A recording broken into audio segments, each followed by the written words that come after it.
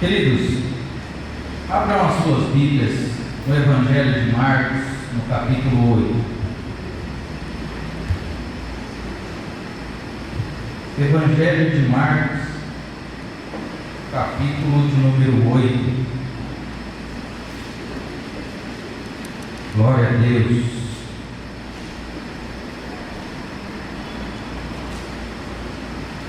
Todos acharam?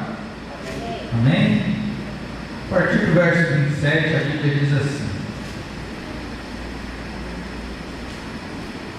Então Jesus e os seus discípulos partiram para as aldeias de Cesareia de Filipe, e no caminho perguntou-lhes: Quem dizem os homens que sou eu? E responderam: João Batista, outros Elias, mas outros alguns dos profetas. Então lhe perguntou: Mas vós, quem dizeis que eu sou? Respondendo Pedro, lhe disse: Tu és o Cristo. Advertiu-os Jesus de que a ninguém dissessem tal coisa a seu respeito.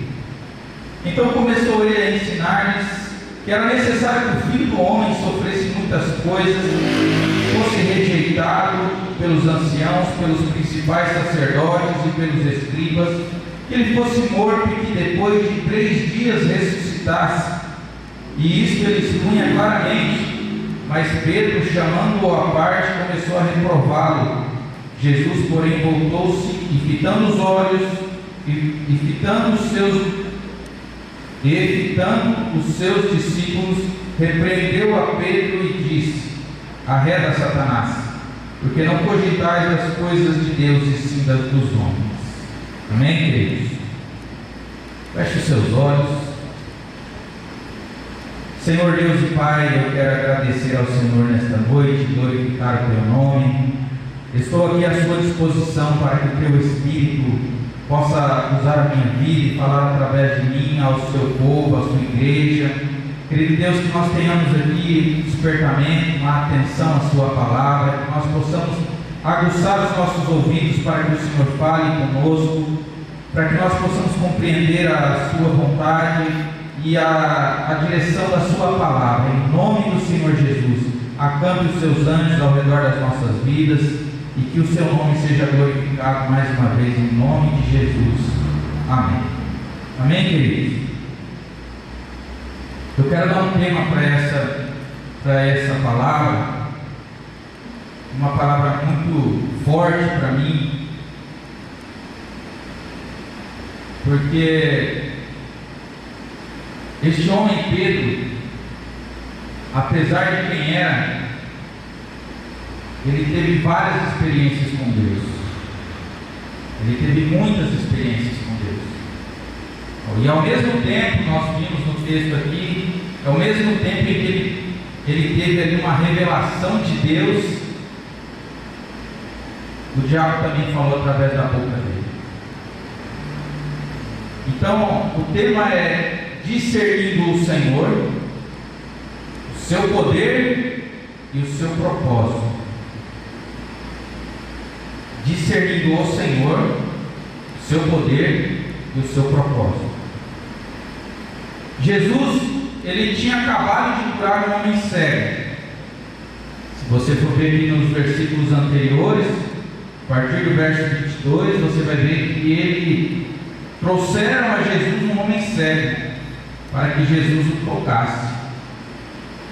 E a Bíblia diz que Jesus pegou aquele homem nas mãos ali, levou ele fora da aldeia e com a saliva tocou nos olhos dele e perguntou para ele se ele estava enxergando. E ele disse: Eu estou vendo os homens como árvores.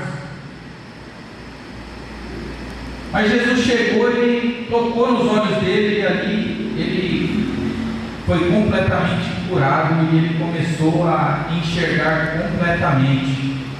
Então nós vemos um homem aqui que ele era cego, depois ele recuperou a sua visão parcial e depois a sua visão completa. E ele começou a discernir as coisas como elas deveriam ser, como elas eram.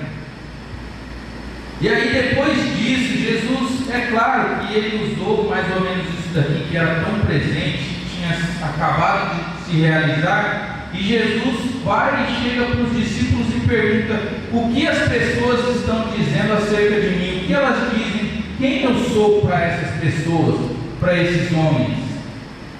E as pessoas tinham uma visão distorcida e não havia ainda discernido que esse homem aqui, Jesus, era o Filho de Deus, era o Messias. Esses homens ainda não tinham discernido quem realmente era Jesus. E aí os discípulos disseram para eles: alguns estão dizendo que o Senhor é Elias, alguns dos profetas. E aí Jesus vai e pergunta para eles: irmão, por gentileza, você poderia só diminuir aqui, por favor? Fazendo um favor? E aí Jesus pergunta para os discípulos: e para vocês, quem eu sou? E Pedro teve uma revelação de Deus. Pedro teve o discernimento de reconhecer que aquele homem que estava ali e caminhava com eles era o Cristo. Mas voltando ao texto anterior aqui que nós não lemos, no comecinho do homem cego, que tipo de visão nós temos de Jesus? Que tipo de discernimento você tem de Jesus? De que forma você tem apresentado? Obrigado, irmão, Deus abençoe. Que tipo de Jesus você tem em sua mente, em seu coração? Que tipo de Jesus eu estou apresentando para as pessoas? Será que eu enxergo mesmo Jesus? Será que eu discerno Jesus mesmo como Messias, como o Filho de Deus? E se eu verdadeiramente reconheço Jesus como Filho de Deus, como Messias, ungido, prometido de Deus, logo eu tenho no meu coração a fé verdadeira que transforma na maior bênção já recebida à humanidade, a salvação. Porque Jesus veio salvar o que estava perdido. Foi para isso que Cristo se manifestou, para destruir as obras do diabo. Então não há nada maior a receber na vida do que a salvação em Cristo Jesus. Nós podemos perceber, como eu disse anteriormente, que esse homem ele passou por 3 estágios: da cegueira, da visão parcial e da visão completa. E se nós fôssemos questionados acerca do nosso Cristo, do nosso Messias, como nós apresentaríamos as pessoas? De que forma você tem apresentado esse Cristo às pessoas? Será que você tem discernimento de que verdadeiramente esse Jesus é o Cristo, é o Messias Salvador?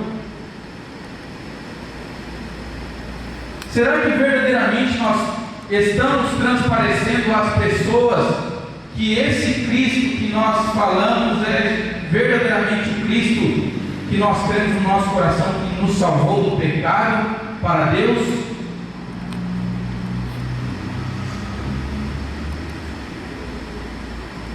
Então nós precisamos ter o discernimento da pessoa de Cristo Jesus. Jesus Cristo é o meu Senhor, Salvador e Mestre. De que Ele morreu pelos meus pecados. Tem um fato narrado na Bíblia que João Batista, quando ele estava preso, ele enviou 2 discípulos para perguntar para Jesus: tu és o prometido de Deus, o Messias, o Salvador, ou devemos esperar um outro? E Jesus respondeu: vão e digam a João Batista: os cegos veem, os coxos andam, os leprosos são purificados e aos pobres é pegado o reino dos céus. Nós precisamos discernir o Senhor como Salvador das nossas vidas. Nós precisamos discernir o Senhor como o nosso Mestre, aquele que vai nos ensinar acerca de todas as coisas. Nós precisamos discernir o Senhor Jesus como nosso Senhor, que nos dá as ordens, os comandos, e nós precisamos obedecer. A pergunta que eu te faço: você está ouvindo a voz do seu Senhor e lhe respondendo conforme as ordens dele? Porque o Senhor nos pede para fazer coisas a favor de outras pessoas, e muitas vezes nós estamos resistentes a fazer aquilo que Ele pede, mas na nossa consciência nós sabemos o que Deus quer de nós, o que o Senhor Jesus quer de nós. Se nós discernirmos quem é o Cristo nas nossas vidas, nós lhe obedecemos a voz, porque Ele disse que as minhas ovelhas ouvirão a minha voz e me seguirão e me obedecerão. Então nós precisamos discerni-lo como mestre. E onde você tem buscado o exemplo para a sua vida? Nós precisamos discernir Ele como nosso Senhor. Uma outra observação: nós precisamos discernir o seu poder. Discernir o seu poder. Foi isso que Ele disse para os discípulos de João Batista: vai, diz, os cegos andam, os coxos, os cegos veem, os coxos andam, os leprosos são purificados e aos pobres são pregado o Evangelho.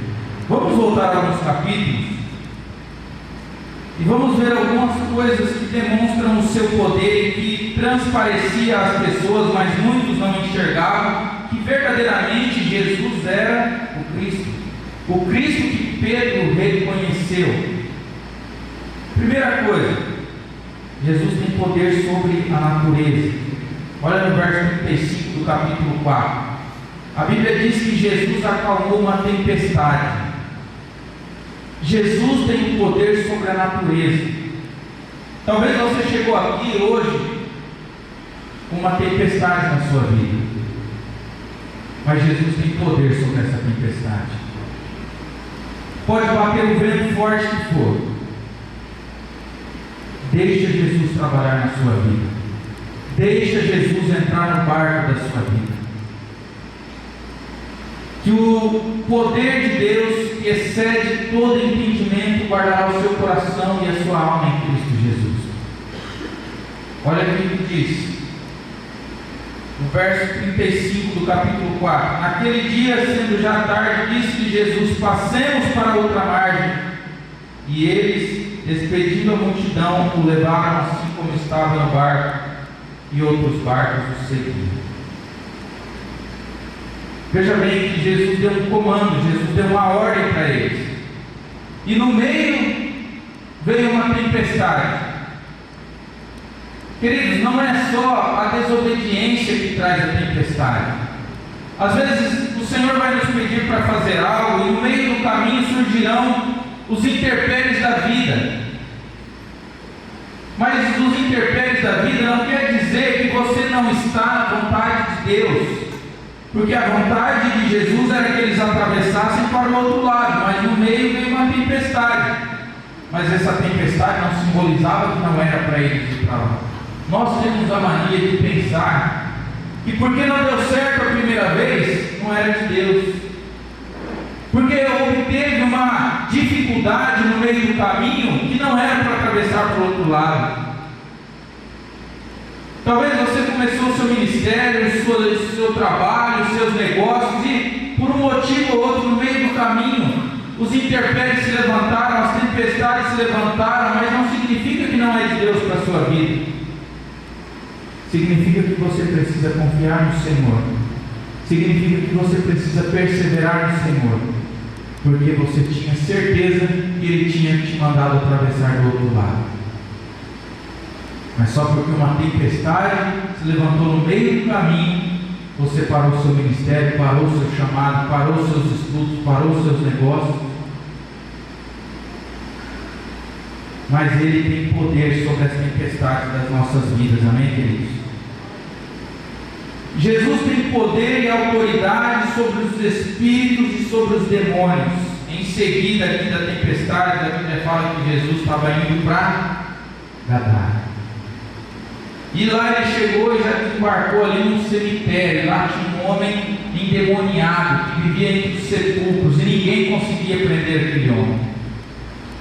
Ninguém conseguia fazer nada por aquele homem. Mas hoje nós vemos aqui o discernimento de que ele tinha poder sobre os demônios. E que ele pôs em liberdade este homem e trouxe aquele homem em sã consciência. Talvez nós olhamos para os nossos parentes, para os nossos amigos, e talvez como pessoas dessa época viam e declaravam sobre a vida deste homem: ele não tem mais jeito, esse homem não tem salvação. Mas eu quero dizer para você que essa pessoa da sua família tem salvação, porque Jesus tem poder sobre os demônios, e não importa o cativeiro que essa pessoa se encontra, Jesus vai libertar. Jesus pode libertar. Há salvação, há esperança para essa pessoa, em nome de Jesus. Talvez essa pessoa está vivendo no mundo, já esteve na presença de Deus, já viveu com Deus, e hoje está lá, subjugado sobre o poder do diabo. Mas Jesus veio para pôr em liberdade o oprimido. Foi esse o recado que ele deu para João Batista.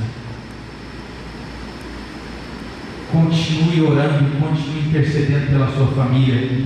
Continue orando e intercedendo pelos seus amigos. Porque Jesus tem poder e autoridade sobre os demônios.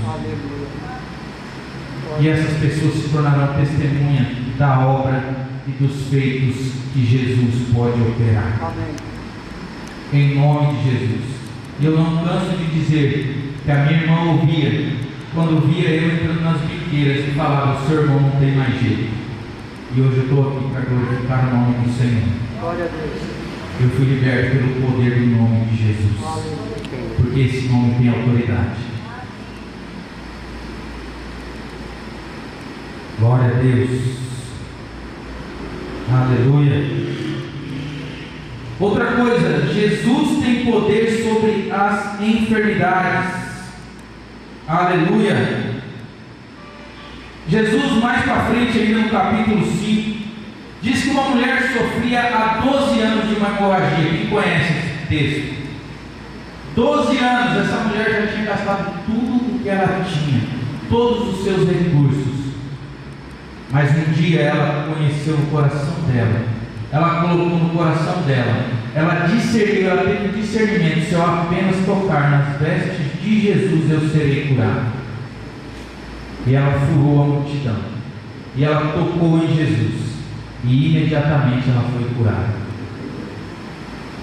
E Jesus percebeu que alguém diferente tocou as suas vestes. Porque quando Jesus olha para nós, Ele não vê o exterior, Ele não vê a gravata, a camisa passada, o cinto bem colocado, Ele não vê o vestido alinhado. Jesus vê a alma, Jesus vê o coração, Jesus vê a fé, Jesus vê o que a gente não vê. Jesus olha e enxerga aquilo que nós não podemos. Porque o homem julga conforme a aparência, mas o Senhor vê o coração. Amém. O Senhor vê o que está por dentro da carcaça. Porque poderia estar aqui com a minha camisa lavada e passada, mas dentro do meu coração Jesus poderia enxergar orgulho, soberba, arrogância, maldade, malícia. E alguém aqui, talvez maltrapilho, sem ter comido hoje, abandonado, mas dentro do coração dele, Jesus via um coração arrependido, Jesus vê um coração transformado, que tem a vontade e o desejo de andar na presença de Deus, se humilhando no altar do Senhor. Quantos aqui lembram da parábola que Jesus pregou do fariseu e do publicano, que os dois subiram ao templo para orar? Um batia no peito e falava que dava o dízimo, que orava não sei quantas vezes por dia, que jejuava não sei quantas vezes por dia, enquanto o outro batia no peito e reconhecia: Senhor, eu sou pecador. Quem desceu para casa justificado? Quem desceu para casa perdoado, abençoado e alegre e com seu fardo para trás, publicando, e reconheceu as suas misérias diante de Deus, que reconheceu e teve discernimento que o Senhor é Deus, e que Ele perdoa pecados, e que Ele liberta o pecador, e que Ele sara o doente, Ele cura o enfermo. Então nós precisamos discernir que Jesus tem poder sobre todas essas coisas nas nossas vidas, e que nós precisamos buscar os recursos dele nas nossas vidas, através da oração, através da súplica, o que nós fizemos aqui, o que nós fazemos em casa, quando você dobra seu joelho em secreto, o seu Pai que te vê em secreto te recompensa.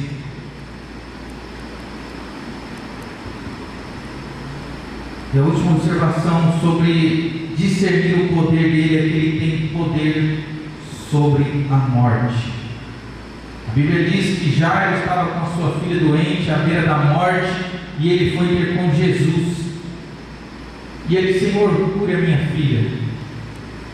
E os homens chegaram e disseram: sua filha morreu. Mas Jesus foi lá, tocou na vida daquela menina, e ela foi restaurada. Ela ressuscitou pelo poder de Jesus. Jesus tem poder sobre a morte. E a restauração e a ressurreição das nossas vidas já começou quando Ele nos tirou das trevas, quando Ele ressuscitou o nosso espírito morto por causa do pecado. Ali começou a nossa ressurreição, e ela vai se cumprir no último dia. Se nós estivermos vivos, quando Ele voltar, nós seremos arrebatados. Mas se nós já estivermos morridos, a Bíblia diz que Ele vai nos ressuscitar dentre os mortos, da mesma forma que Deus o ressuscitou ao terceiro dia depois da sua morte. E a Bíblia diz que nós nos encontraremos com Ele nos ares, e da mesma forma que Ele é, nós o veremos. E agora nós precisamos discernir o seu propósito, que termina aqui no texto que nós lemos de Marcos capítulo 8, quando ele diz, no 31 do capítulo 8: então começou ele a ensinar-lhes que era necessário que o Filho do Homem sofresse muitas coisas, fosse rejeitado pelos anciãos, pelos principais sacerdotes, pelos escribas, fosse morto, e que depois de 3 dias ressuscitasse. E isto lhe expunha claramente, mas Pedro, chamando-o à parte, em particular, começou a reprová-lo. Jesus, porém, voltando-se, fitando os olhos, fitando os seus discípulos, repreendeu a Pedro e disse: arreda, Satanás, porque não cogitais das coisas de Deus, e sim da dos homens. Querido, o propósito de Jesus era que Ele morresse na cruz.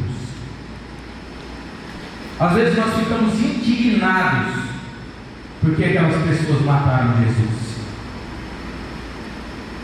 porque os fariseus mataram Jesus, porque os judeus mataram Jesus, porque os sacerdotes, os sumos sacerdotes, Pilatos, que teve a oportunidade de absolvê-lo, matou Jesus.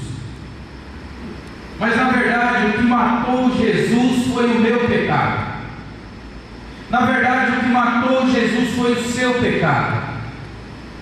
O que matou Jesus não foi simplesmente os judeus que disseram crucificam, aquilo era só o cumprimento do que deveria ser, mas o que matou Jesus foram os nossos pecados, foram os nossos delitos, foram as nossas quebras das leis de Deus, dos mandamentos de Deus, dos decretos de Deus, dos seus estatutos. Então nós precisamos discernir quem é o Senhor nas nossas vidas. Ele é nosso mestre, Ele é nosso Senhor e nosso Salvador. Nós precisamos discernir o seu poder de cura, o poder de libertação, o poder sobre a natureza. Tudo que está acontecendo no mundo não fugiu do poder do Senhor. Todas as coisas estão debaixo do seu poder e da sua autoridade, e nada vai acontecer se não for da vontade do Pai. Deus governa acima de todas as coisas. O seu trono está firme nos céus. O trono dos homens se abalam e caem. Vejam os governos antigos, todos estão em ruínas. Novos governos poderosos estão de pé hoje, mas quem garante que eles vão estar em pé daqui a um ano, daqui a 10 anos? Mas o governo de Deus permanece firme para sempre. E um dia o Rei dos Reis vai governar para todos sempre. Amém. Então nós precisamos discernir o propósito do Senhor, que foi vir à terra, viver entre nós, ensinar acerca do reino de Deus, restaurar e restituir o governo de Deus sobre a terra, sobre as nossas vidas, restaurar o reino que foi perdido, porque o reino de Deus foi perdido quando Adão e Eva pecaram. Ali se perdeu o reino de Deus, porque se o homem não tivesse pecado, aquele reino estava permanecendo até hoje, mas por causa do pecado esse reino foi perdido, e Jesus veio trazer de volta o governo do reino de Deus, o governo do reino de Deus sobre as nossas vidas, sobre a terra. Então nós podemos discernir isso, que ele veio, ele pregou o reino, ele morreu na cruz do Calvário, foi sepultado, ressuscitou ao terceiro dia pelo poder do Espírito de Deus, apareceu para uma multidão de gente, uma multidão de pessoas, foram testemunhas oculares de que Jesus havia ressuscitado, mas que ele ascendeu aos céus, e um dia ele voltará para arrebatar a sua igreja, para tomar para si a sua igreja, e que nós tenhamos essa esperança de que pode cair o mundo, mas as nossas vidas estão guardadas para sempre com o Senhor. O nosso nome está escrito no livro da vida, e se você tem dúvida de que o seu nome está escrito no livro da vida, então essa é uma noite de você se consertar com o Senhor. Essa é uma noite de você confessar os seus pecados diante do Senhor e entregar a sua vida a Ele, para que o seu nome esteja lá no dia que Ele abrir o livro. No dia que Ele abrir o livro, eu quero que o meu nome esteja lá. Amém, queridos?